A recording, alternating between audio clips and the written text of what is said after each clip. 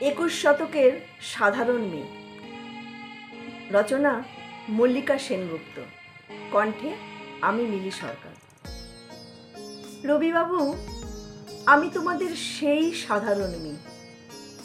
তুমি যে আমায় নিয়ে অনেক লিখেছ, সাধারণ মেয়েদের দুঃখে ভরা কেচ্ছা কবিতা, যে দুর্ভাগিনীকে দূরের থেকে পাল্লা দিতে হয় অন্তত 5-7 জন অসামান্যার সঙ্গে, অর্থাৎ সপ্তরথিনীর মা। আমি ওই সাধারণ মেয়ে। তোমার কবিতা ও গল্পগুচ্ছের পাতায় পাতায়, শিলাইদহের ঘাটে, গ্রামের উঠোনে আমার কথাই তো ছড়িয়ে রয়েছে। আমায় নিয়ে অনেক লিখেছ, কিন্তু তোমরা কেউই আমায় জিতিয়ে দিতে পারোনি তখন। ইতিমধ্যে কেটে গেছে 76টা বছর।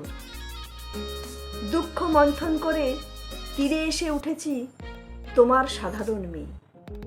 নিজে নিজেই, নিজের জোরেই অর্জন করেছি পায়ের তলার মাটি, মাথার আকাশ।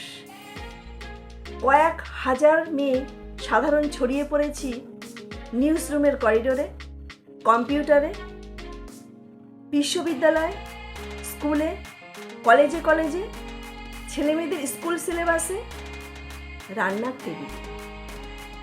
হারমোনিয়াম থেকে হার্ডওয়্যার পর্যন্ত অনায়াস চলাফেরা এখন আমার। কাঁচরাপাড়ার গলিপথ থেকে ক্যালিফোর্নিয়া, পাড়ার ফাংশন থেকে পার্লামেন্ট ঘরে এখন আমাকে আর ইট চাপা দেওয়া যায় না। এক মুঠো আমলকি এই পৃথিবীকে এখন আমি নিজেই জিতে নিতে পারি। আমার 10টি হাতে ধরা আছে দিক চক্রবাল।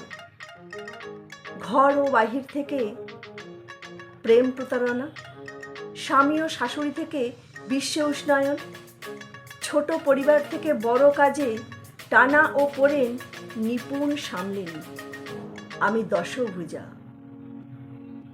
মালতী এখন আর হারিয়ে যায় না কোনো এক নরেশের উপেক্ষার মেঘে।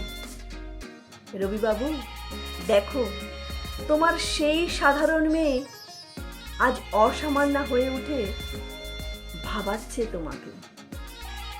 তোমার সেই সাধারণ মেয়ে আজ অসামান্য হয়ে উঠেছে, তোমাকে ভাবাচ্ছে।